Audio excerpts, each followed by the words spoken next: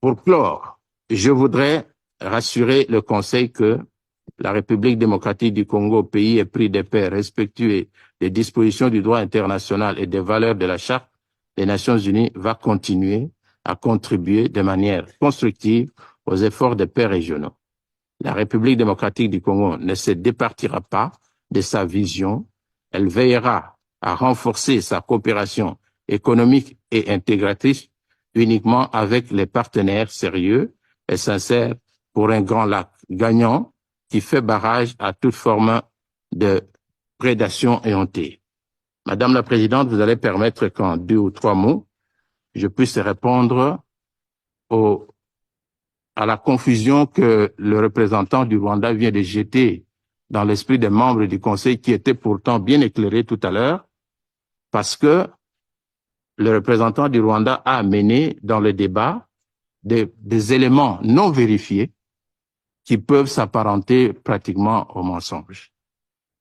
Premièrement, s'agissant du génocide rwandais de 1994, parce qu'il a bien souligné que ce génocide a jeté ses conséquences sur le territoire de la République démocratique du Congo.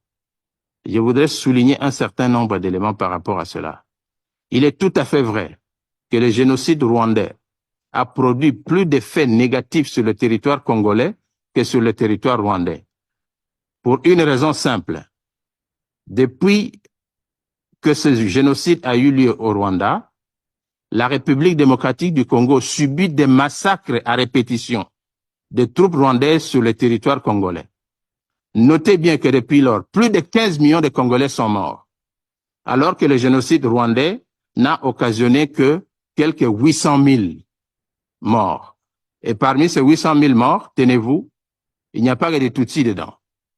Il y avait des Hutus modérés et il y avait une troisième tribu qui était concernée par ce génocide. Donc, qu'on ne montre pas les gants pour dire génocide Tutsi tout simplement. C'est le génocide rwandais. Deuxièmement, les causes profondes du conflit, parce qu'on en parle. Si nous devons aller aux causes profondes du conflit actuel, il faut rentrer justement à ce génocide. Mais le génocide ne commence pas par le génocide. Le génocide a commencé par un assassinat. L'assassinat du président rwandais Hutu de l'époque qui s'appelait Habyarimana. C'est là qu'a commencé le génocide. Et qui a été à la barre de cet assassinat? Voici ce que nous appelons les causes profondes du conflit actuel. Posez-vous la question, qui a tué le président Habyarimana? C'était au Rwanda, entre les Rwandais, et non pas en République démocratique du Congo. Madame la Présidente, vous allez permettre que je revienne sur une question sur laquelle j'ai beaucoup entendu parler ici, au risque de contaminer les membres du Conseil. Les Wazalendo, parce qu'on en parle ici, on veut les assimiler à des forces négatives. Ça serait un mouvement très dangereux.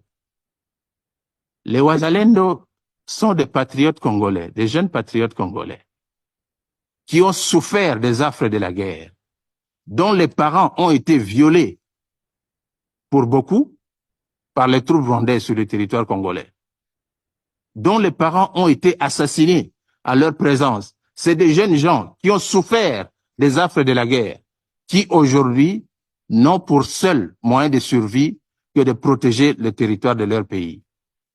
C'est aujourd'hui, vous avez suivi le rapport qui a été présenté tout à l'heure là par OCHA. Combien d'enfants sont jetés dans la rue, dans les territoires du Nyiragongo, de Rutshuru et de Masisi?